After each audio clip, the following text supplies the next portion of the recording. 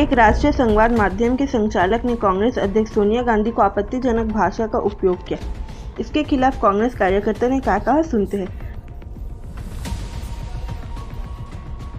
किसी ने क्या खूब कहा था, खुद को कितने आसानी से मशहूर किया है मैंने अपने से बड़े को गाली देकर। तो वो इसी इंसान के उस सोच के इंसान है।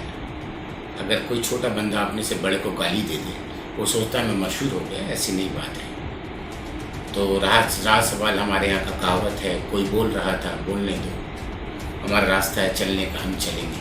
हमारा जो कल्चर है ना, कल्चर से क्या होता है ना कि हिंदू मुस्लिम सिख ईसाई सब मिलके हिंदुस्तानी एक कल्चर है। और उस कल्चर में ना, अगर सीता भी आई थी ना तो कहीं राम के पास तो कहीं और से आई थी। बहू जो लफ्ज़ होता है ना, बहू, एक सास अगर बहू बोले और एक भाई भाभी बोले और एक ननद भाभी बोले, वो भाभी बहू वो कहीं और से आती हैं, फिर बेटी बनती है। तो सोनिया गांधी इस मुल्क की बेटी है। उसे कोई एक दो आदमी राह चलता हुआ अगर वो इस तरह बोले, उससे फर्क नहीं पड़ता। भाइयों, आप भी मीडिया वाले हैं, मुझे अफसोस होता है आज की मीडिया पर, खासकर के अर्नब गोस्वामी जो हैं, ये किस तरह के एंकर हैं। इनको माँ बहन की इज्जत का भी एहतराम नहीं है।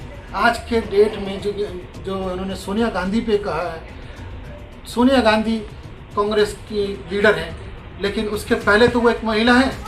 आप एक महिला के लिए अगर ये भद्र भाषा इस्तेमाल करते हैं तो आपको ये सोचना चाहिए कि आपके घर में भी एक महिला है। आप महिलाओं के ऊपर ये इल्ज़ाम, ये लांछन लगाए हैं, आपको शर्म नहीं आती? आप कैसे मीडिया के लोग हैं? कुछ मीडिया के, सब मीडिया के बारे में नहीं कहूँगा, कुछ मीडिया के एंकर्स ऐसे हैं जो देश को इस कगार पे लाके खड़ा कर दिए हैं कि देश को संभालना मुश्किल हो जाएगा आने वाले वक्त में। मैं सबसे यही निवेदन करूँगा कि इन कुछ एंकर्स की बातों पर न ध्यान देके अपनी भाईचारगी को कायम रखें और अपने इस भाईचारगी की मिसाल जो आपने अंग्रेज़ों के दौर में दिखाया था, आज यही वक्त आ गया। कल हम लोग अंग्रेज़ों से लड़े थे, आज हम लोग इन घर के अंदर जो देश को तोड़ने वाले हैं उनसे लड़ना है। मुझे बहुत अफसोस है कि पालघर में जो संतों पे हमला हुआ और उन्हें जो मार दिया गया, ये बहुत ही दुखद घटना है और इस देश में ये पहली बार नहीं हुआ है। ये हमेशा होता रहा है। 2014 के बाद से लिंचिंग हो रही है, मगर उसके बावजूद सरकार खामोश, हर कोई खामोश है। मैं महाराष्ट्र सरकार को शाबाशी देना चाहता हूं कि उन्होंने 101 लोगों को अब तक अरेस्ट किया है और उन्हें सजा भी मिलेगी। मगर मुझे अफसोस इस बात का है कि श्रीमती सोनिया गांधी पे जो हमला किया गया है, जो अल्फाजों के बाण चलाए गए हैं, अर्नब गोस्वामी को मैं कहना चाहता हूं कि क्या एक महिला की इज्जत आपके नज़र में नहीं है?